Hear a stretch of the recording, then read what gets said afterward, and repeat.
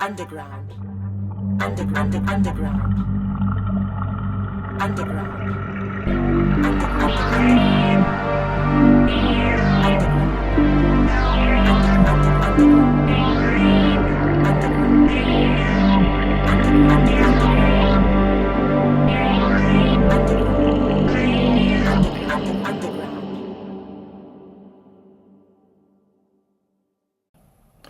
Greetings, surface dwellers. My name is Michael, and these are my chthonic musings.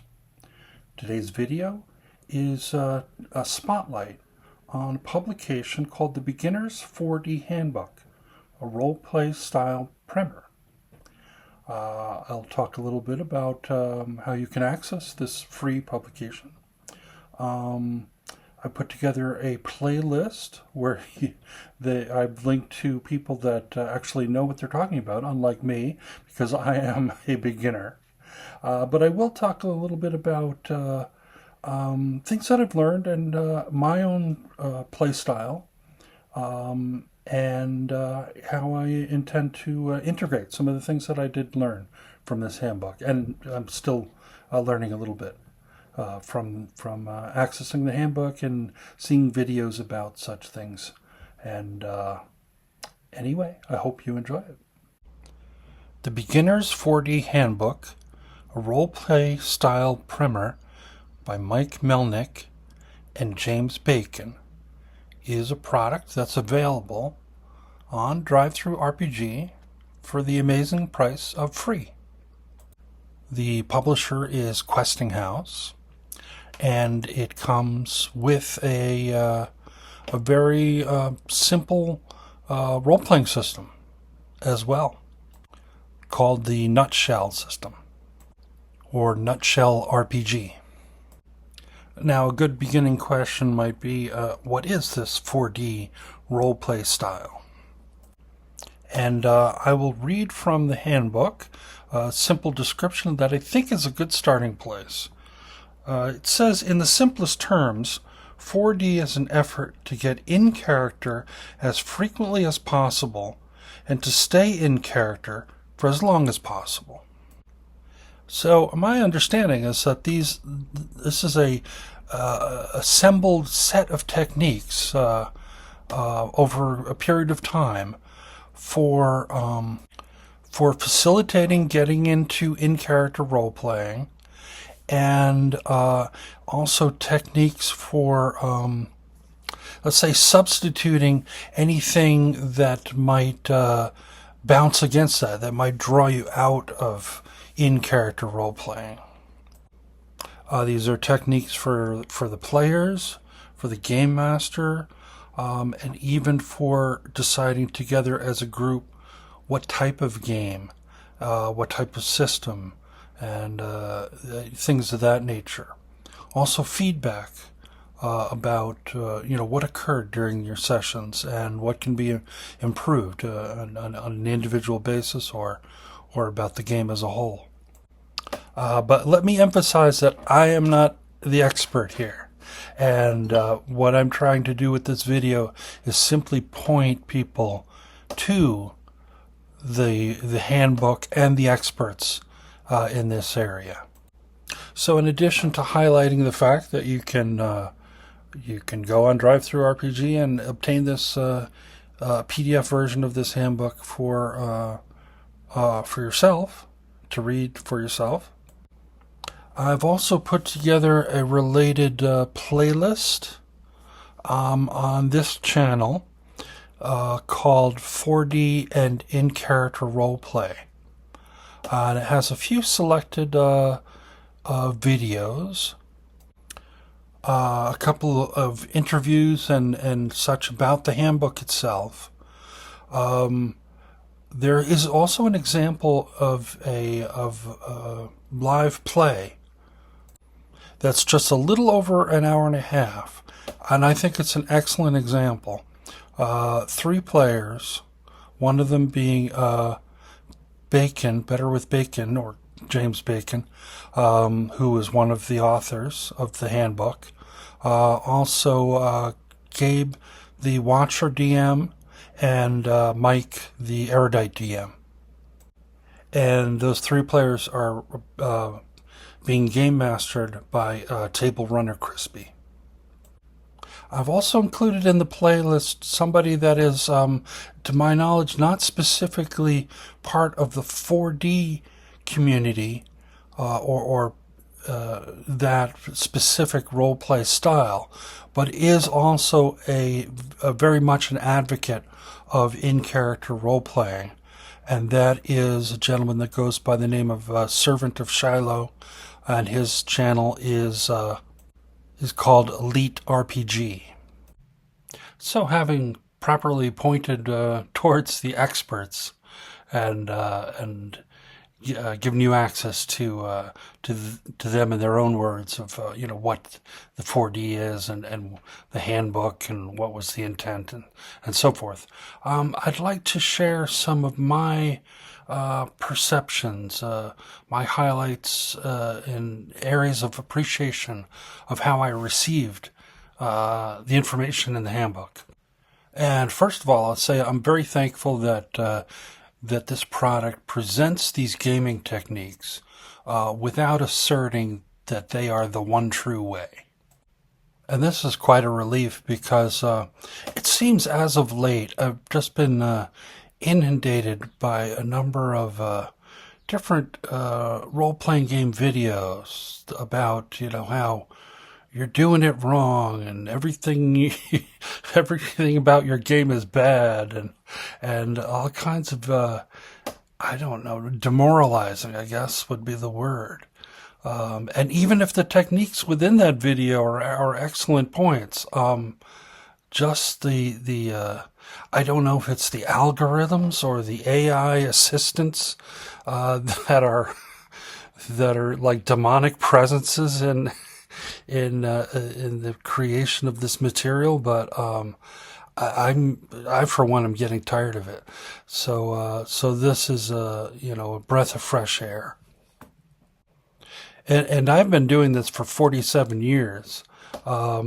So I'm somewhat immune to the total impact of it, but it's my understanding that there are some people that would like to get into the game and become game masters themselves, that are being put off a bit and a little bit terrified of not doing the correct thing in the correct way. And the second thing that I appreciate about this is that the handbook gives an honest examination of the benefits of the style and what you can get out of in-character role playing directly, and also how it can clean up some of the other practices that might be disrupting your game in other ways. But also it presents the potential trade-offs and pitfalls. One example being, everybody in this game, has to have a concentrated effort, spend a lot of focus and attention to what's going on, and for that reason and other reasons, there's an emphasis on vetting the players that are going to be in the game. So if you're starting with a known set of players, some of which might not be fit for this type of game or for this type of style, role-playing style, you have to have it like an option. Either the style goes, or some of those players are going to have to go.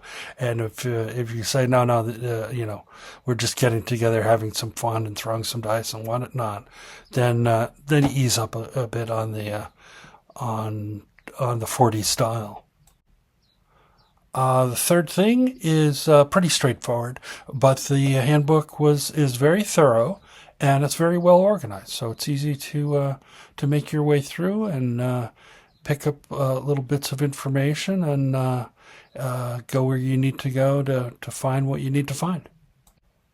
And finally, it's a thought-provoking work, and an excellent resource. There are several appendices at the back, one of which lists out other people in the 4D community with what do you call it, YouTube accounts and channels, a summary, also an exercise, that you can use to practice, as well as a frequently asked question section as well.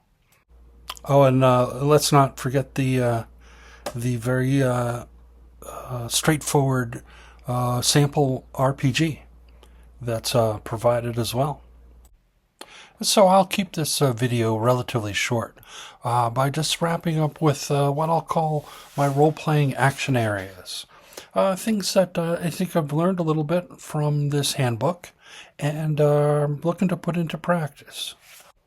I play regularly in a couple of games, bi-weekly in an in-person Pathfinder First Edition game, and weekly mostly online in a 5th edition Dungeons & Dragons game. And I've also got some convention games coming up that I'll be a player in.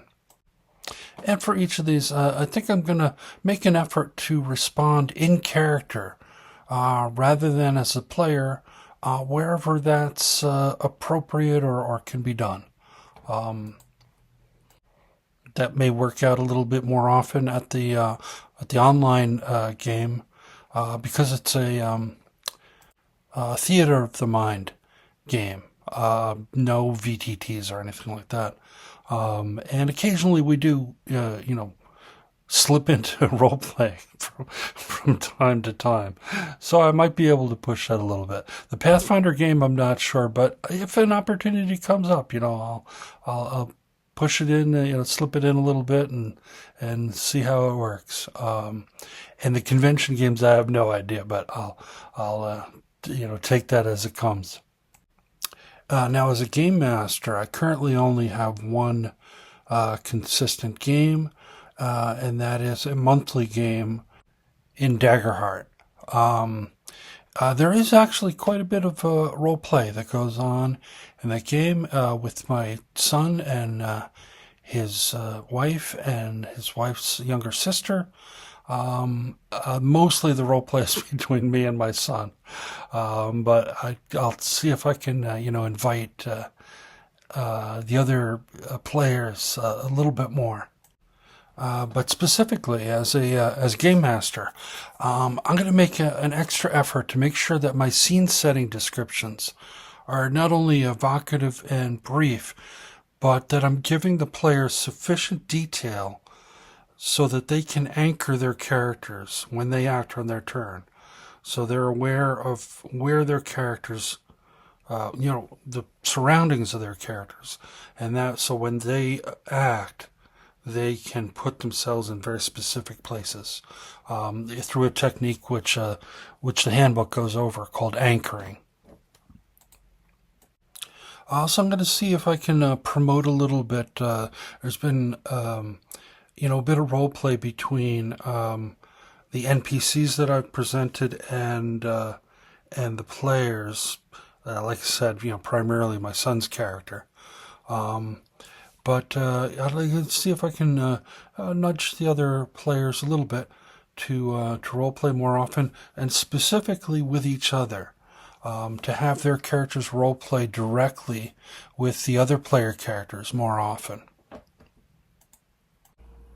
And lastly, see if I can promote more proactive role playing from the characters in that campaign. Now, I'm not starting from zero here. I've had some good motivations and specific goal settings, specifically by my son's wife's character, my daughter-in-law, her character. So that's been good. But I'm going to see if I can promote that a little bit more. So everybody has goals, everybody's characters has motivations and goals, and that they're sharing it through role play with each other, the other members of the party. And then I'll know, but they don't have to talk to me directly as a game master. As long as they're sharing it amongst each other at the table, I'll know what their motivations and goals are and can act appropriately. And we'll see how that goes. Particularly my daughter-in-law's younger sister is fairly new to role playing, but she's picked up pretty well. And like I said, this is not my first rodeo. I've been doing things like this for 47 years. But there's always room for improvement. There's always room for refinement, and I'm glad to have this resource, this handbook, and I'm seeing what it can do to put things a little bit more into action. And so, my friends, until I next resurface, may your successes be many and your failures be memorable.